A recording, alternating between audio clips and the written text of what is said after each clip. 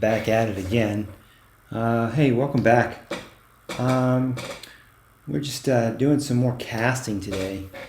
When I say casting, I'm a visual narrative kind of guy. I've got stories that I'm telling, and I tell them in animated and cartoon form. And when I say casting, who's going to tell your stories? What are those characters that are going to be representing your story? So, I have these files where basically I'm just working on characters. I'm just creating characters that I can pull from. Sometimes I'm practicing my drawing craft, and sometimes I'm, researching, working on characters, that will tell the stories. And rather than, when you're working on the stories to try to, make something up off the cuff, which half the time you do. If you have a bank of characters, then it's easier to kind of pull from them. You've already kind of worked them out. You've kind of got characters that can do emotion, and they're from lots of different poses, and they're not all flat. When you're looking at them, and they tend to add more of that suspension of disbelief into the story that you're working on. I talk about this, and there's you can't help but talk about anime, and we love anime, but those characters really don't look like anybody. They're so stylized.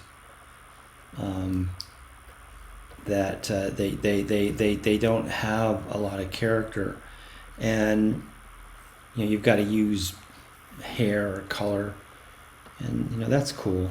And sometimes for animation you need to simplify a lot of the work that you're doing, to save money, unless you're doing it yourself. And frankly, now, even with all the 3D and everything that people are doing, and they're spending so much money on trying to make everything so real, and then they model it and make it real, and then they go ahead and, like you see in Spider-Man, they want to make it illustrative. They spend all that money when really what they probably could have done is just done things the old-fashioned way, and hand-drawn 2D animation, where now you can put a lot of character into the lines, kind of design things that are a little bit more interesting, not so flat. I love animation, but if you go back and you start really looking at the stuff that Studio Ghibli has done, or you start looking at a lot of the older Disney animation, really go back and watch Cinderella. Oh my God, that is just an unbelievable piece of work. You watch it and you know where they got all the ideas for Ratatouille, which is one of my favorite 3D movies. But it's so beautiful, and the characters are so wonderful, and it's all done in 2D. And now we have the technology that we can do a lot of these effects without having to spend so much money. But the industry is all gone all 3D, and they do 3D for 2D, and there's definitely some advantages to that, because a lot of the like if I've got weapons, or I've got vehicles or architecture, I'm not going to animate that in 2D. It would just be dumb. I will build it in 3D. Then I will add a toon effect to it, and then I will marry it with the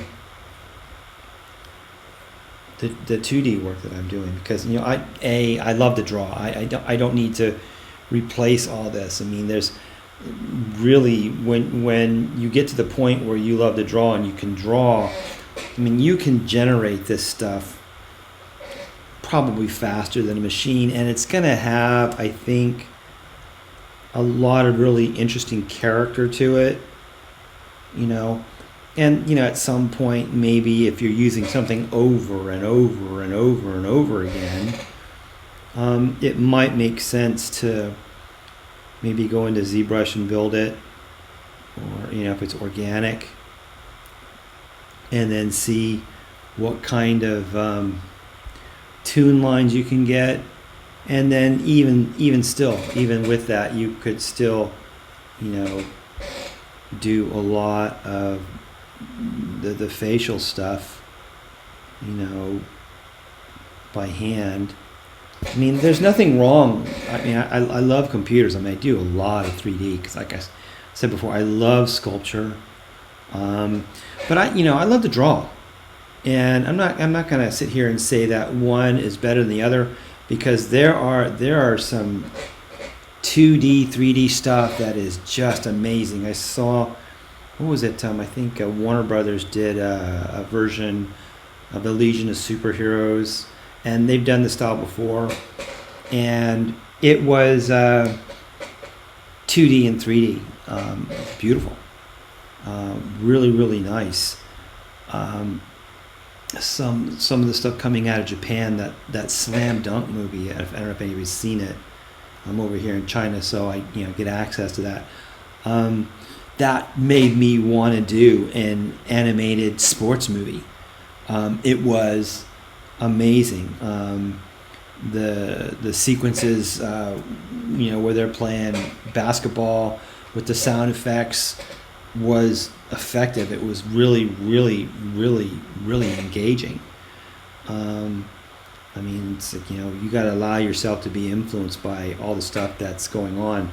But I like this look. I mean, it's rough right now.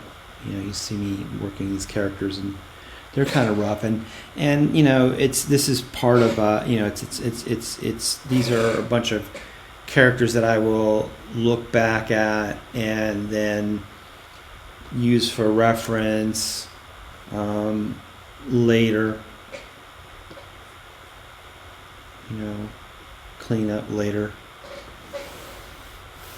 Oh, that's cool. And then see, I'm gonna do another one. Let's see here. Nothing. Ooh, that's a good pose. So let's move over here. Pretty big. Let's see. Let's.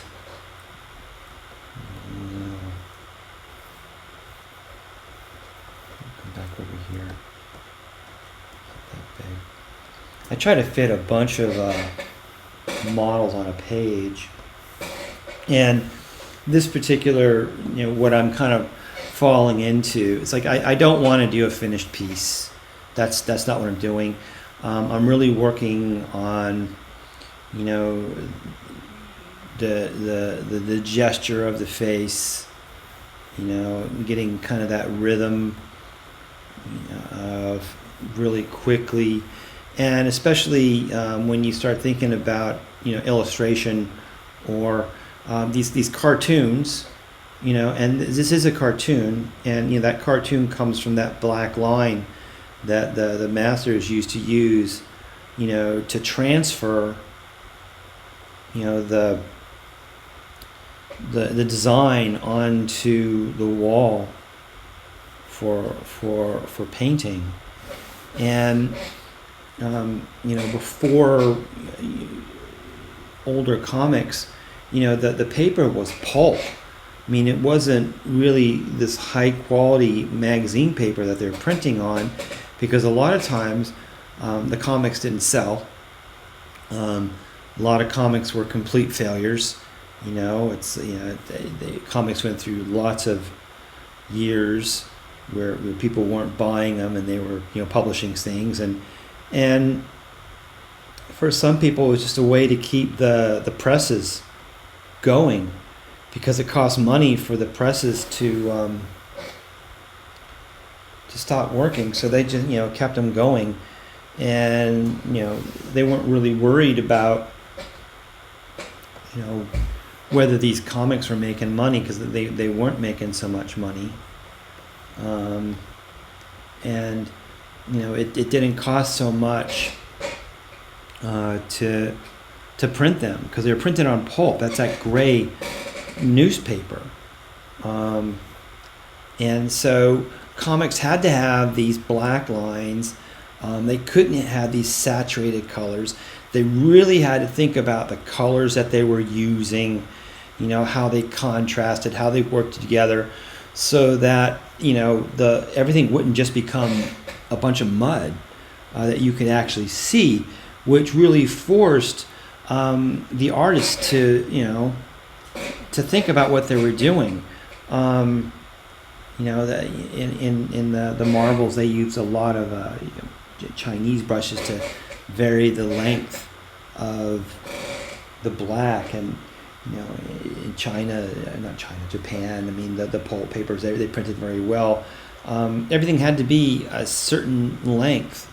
It couldn't just be really super thin lines, and you couldn't just use any color you want. Like now,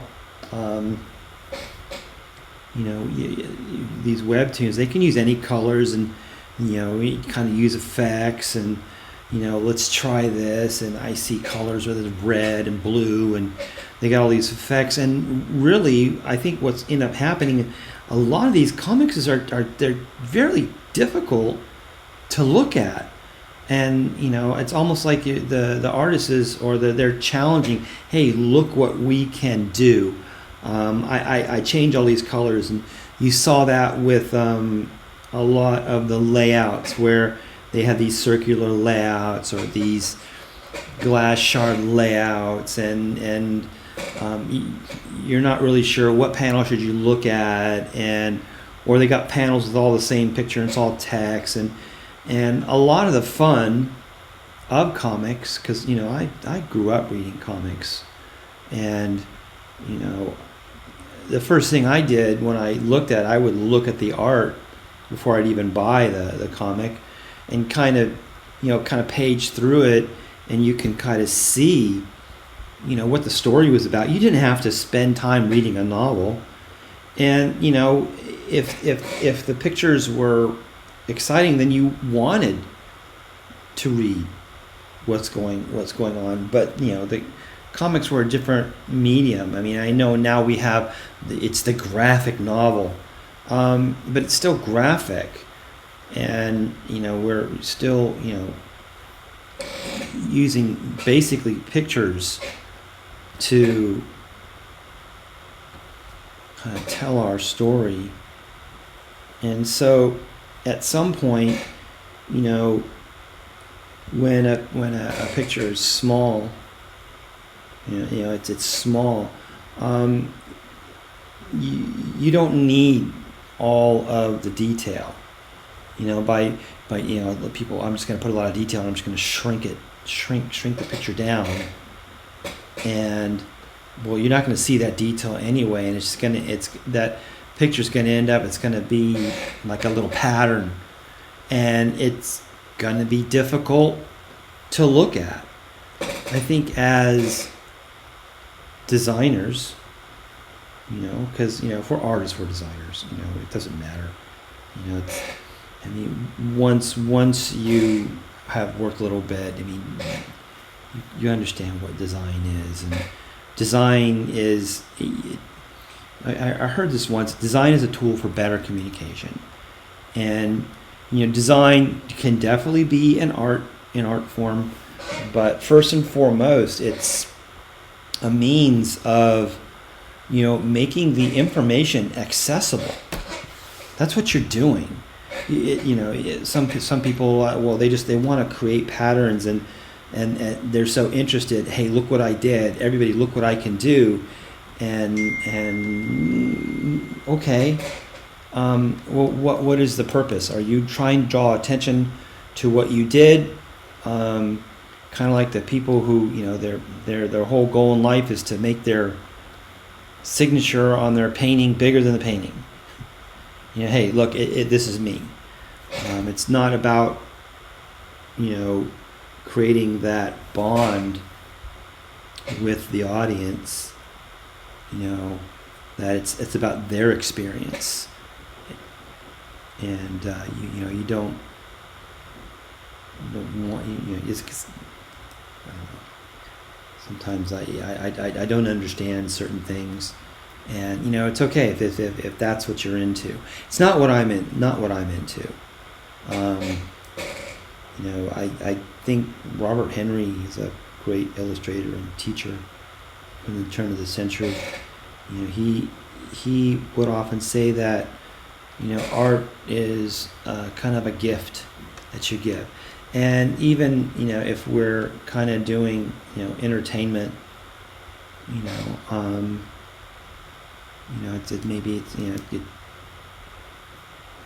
maybe it doesn't have some great message, or maybe the message is hidden. I don't know. But you're still kind of communicating a message. And if you're spending all your time trying to draw attention to yourself, through your artwork,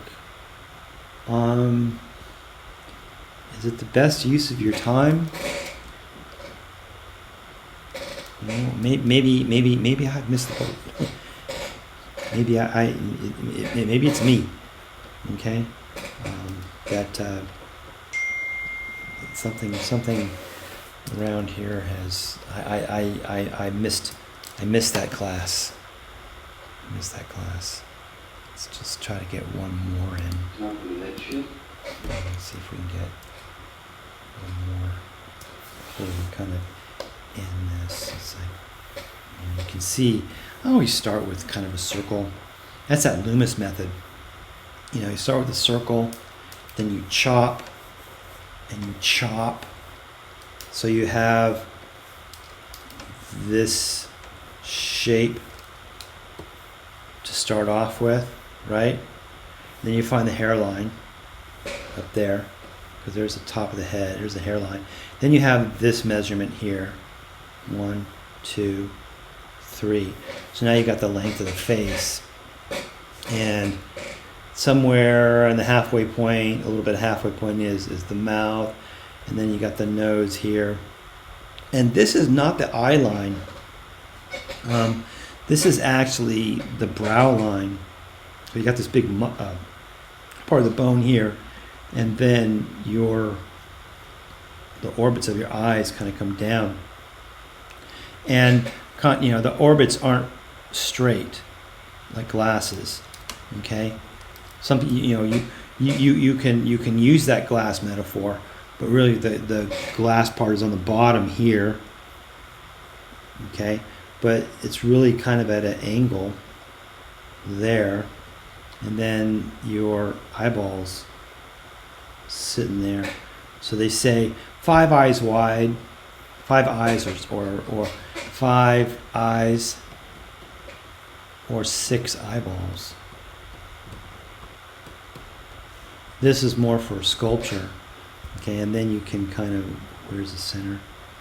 Okay, so I got the nose. Okay, he's looking down.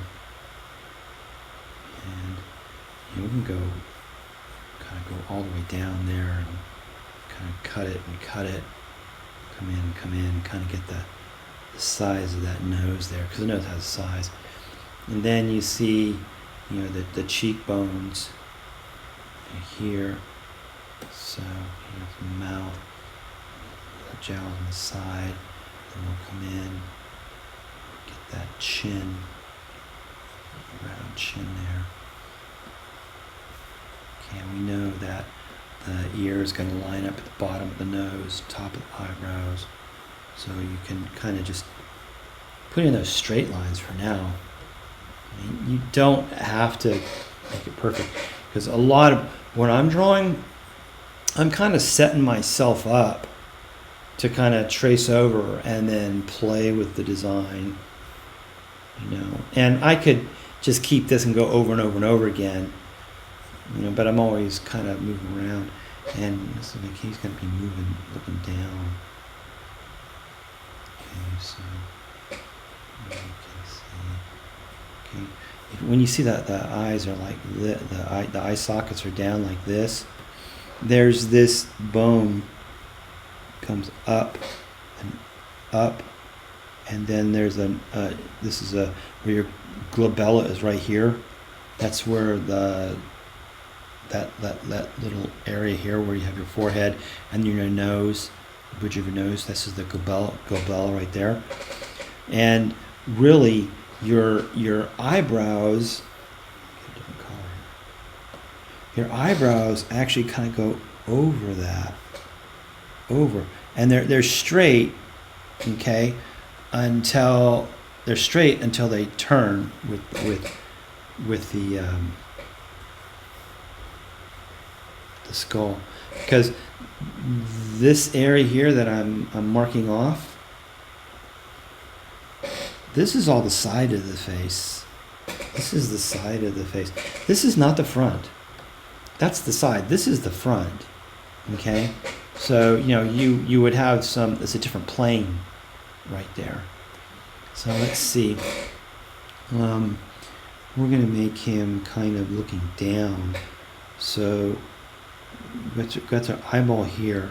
So I'm going to make kind of come down and going around the contours of the eyeball, and I can just I'm looking down, and when you're drawing the eyeball, right, it's round when it's looking at you, but as it goes around the eye, okay, it's gonna look different. Okay, it's not going to be like this, or over there. That's total cartoon. And in a pinch, you can do that. But if the eyeball is looking this way, okay, well, it's round, so you're going to see the roundness, and it's going to go off into the distance, or even if it's not all the way there. Okay, so you can see here, you can kind of get that roundness. And really on the top, you can always kind of darken that top, because that's where the eyelash is. And then of course we've got some extra skin here, and from here to here, okay, that's the bone. Okay, that's when you look at the skull.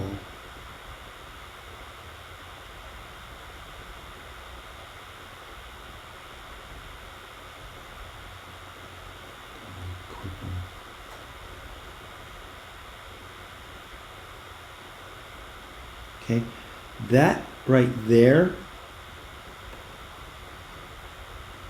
okay, that area right there, the skin wraps around that. Okay, but a lot of times you'll see, depending upon whether somebody has a lot of fat in their eyes, or if you're Asian, you don't really see that much because they have more fat in their eyes and it comes out a little bit more. And you'll see that edge right there, okay? And so we got that edge right there, and then we can go ahead and kind of put in eyebrows. And you can see what it's got. It's got the eyebrows, and then that's the bone. So it kind of has that little, it's not really an X, it's almost like a pair of pliers, okay? And then under here, you have, you know, the eye that sits inside that socket, okay? And then of course you have more fat that comes around the bottom here, and he's got some fat around his eyes. Some people have it, some people don't. Open that down. Okay, and you know, here is Globose. It comes down, and a little bend in his nose, and you see the bottom of his nose a little bit because the camera's a little bit lower. You always can tell where the camera is, you know. Because if you can see the bottom of somebody's nose, you can see that part there, then you know the camera is a little bit lower, you know, and you're going to see a little bit of, you know, the top of the lip, because some people their lips are flat, you know. Some people their lips will flare up. Okay, but you know, this is something that you think about when you're creating your characters. This particular character, okay, he's his lip. See a little bit of it there, and let's see. He's like not too happy here, not getting the feedback that he always wanted, and got that little. And when you're drawing the chin, this chin, it's a shape, okay. I mean, some people just want to draw the big chin, but really, the end of the chin is here, but we're seeing the underneath because, you know, it's larger, okay, which can give you some problems if you know for size, you know, especially if you're just drawing in black and white, you might want to split the middle.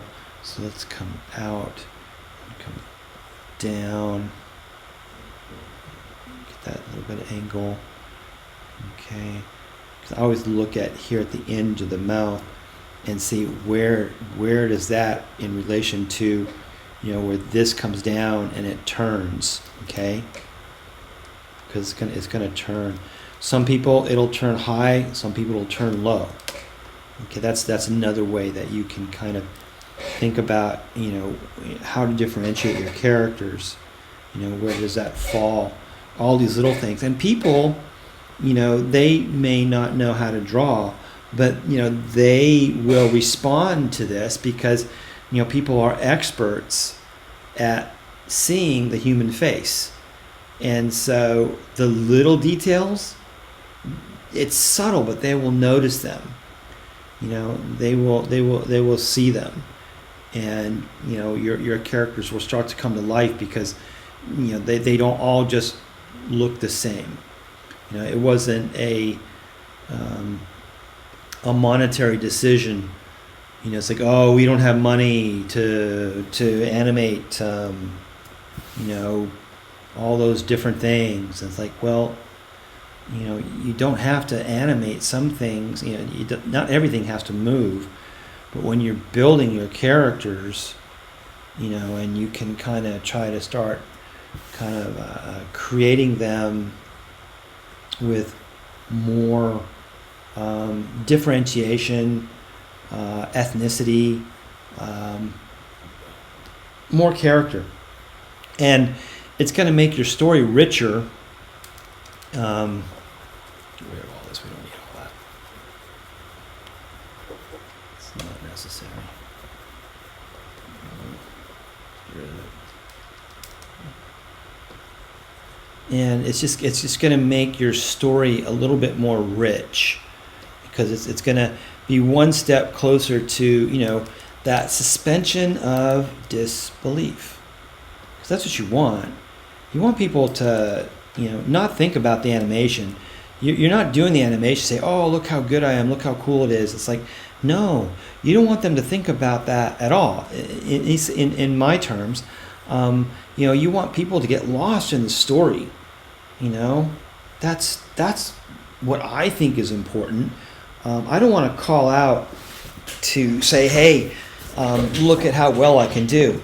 And a lot of what I'm showing here might not make it into the finished design for basically animating, and not because I don't think it's cool or like it, but when you actually do start animating, and you will not see this until you actually start animating. So you actually start drawing frame by frame by frame and making things move. You'll start to see, I don't need that line. It doesn't help the animation at all. It doesn't tell part of the story. As a matter of fact, it's kind of getting in the way, and it's not working.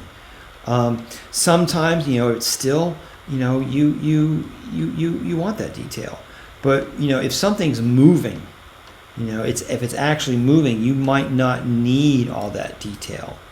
There'll be times when you want to slow your story down, and you want people just kind of take in,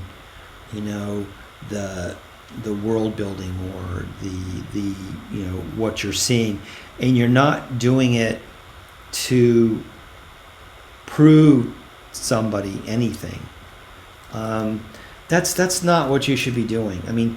Once you have the style and the look of what it is you're doing, and then you figure out, okay, how can I keep that style and that look while this is moving? Do I need all this? I don't maybe need all these lines in the hair. I might maybe need a different colors, and just by the fact that the illustration is moving, it could be enough.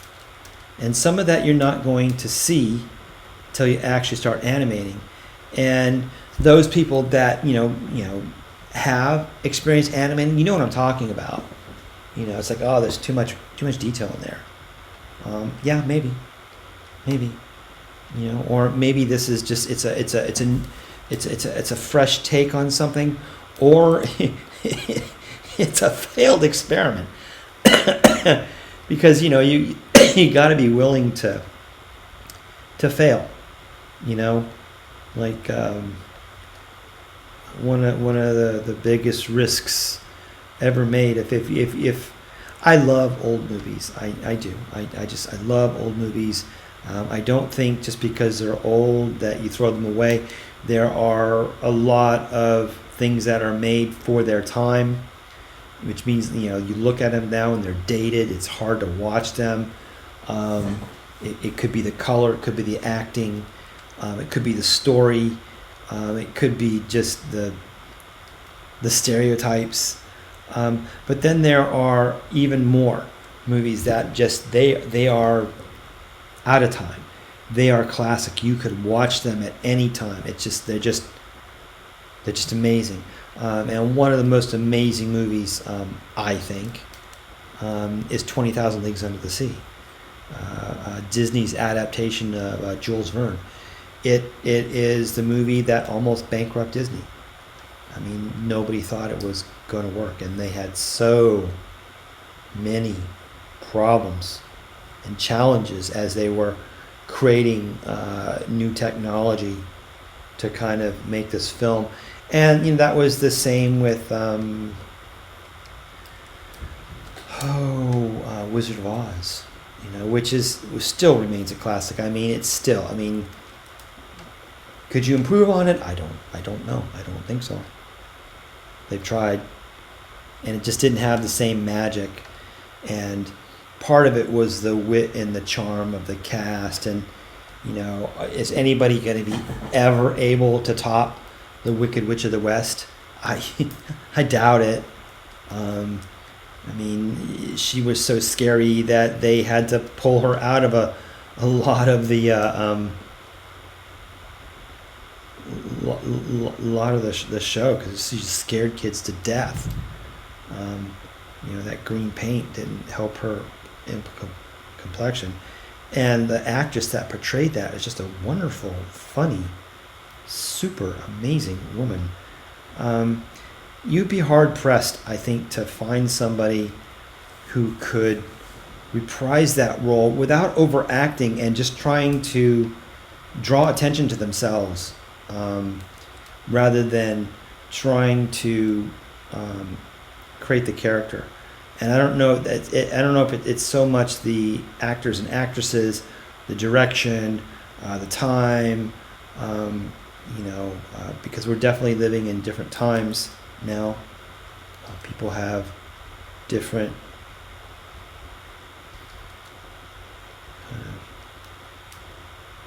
ways they want to do things, and you need the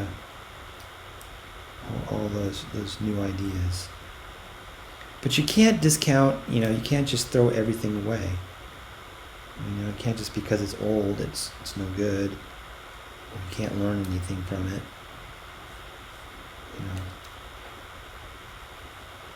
That's a decision that I think everybody has to make on their own. What's interesting to you.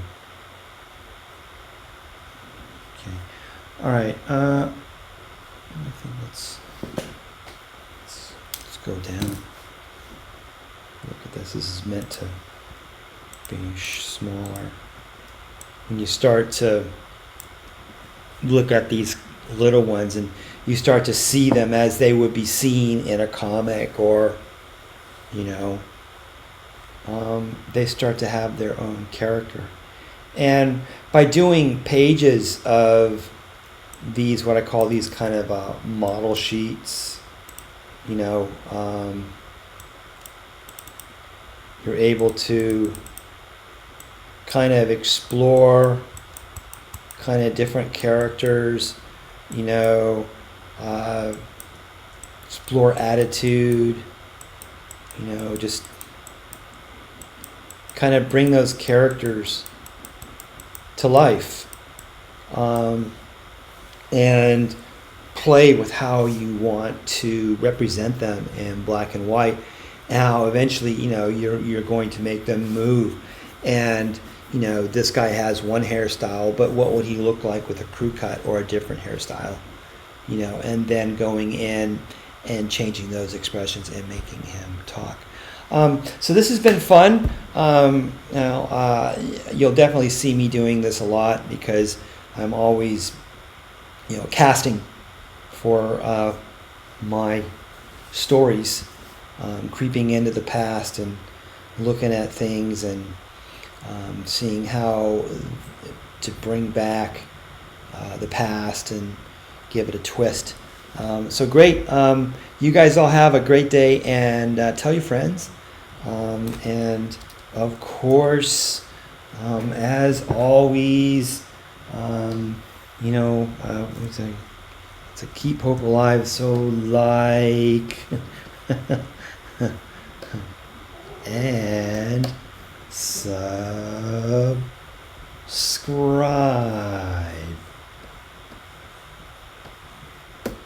Little circle. All right, you guys have a great day. Bye.